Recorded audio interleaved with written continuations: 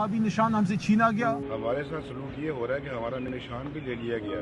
मुल्क के सबसे बड़ी जमात को अधूरा कर दिया गया। वजीर आजम नवाज शरीफ को नाअहल करार दे दिया है। आधी से ज्यादा लीडरशिप को पार्टी छोड़ने पे मजबूर कर दिया गया। मुस्लिम लीग नून छोड़ने वालों की 50 मुकम्मल हो चुकी है।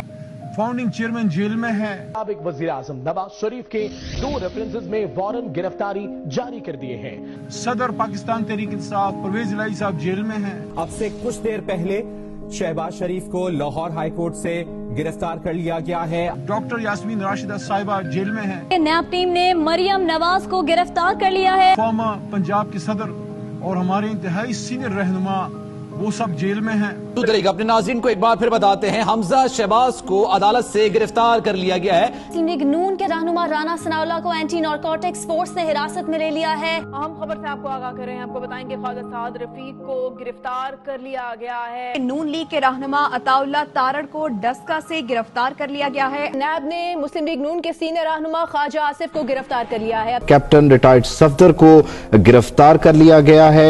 आपको अपडेट कर रहे हैं कि रावी टोल प्लाजा पर यह गिरफ्तारी अमल में आई है।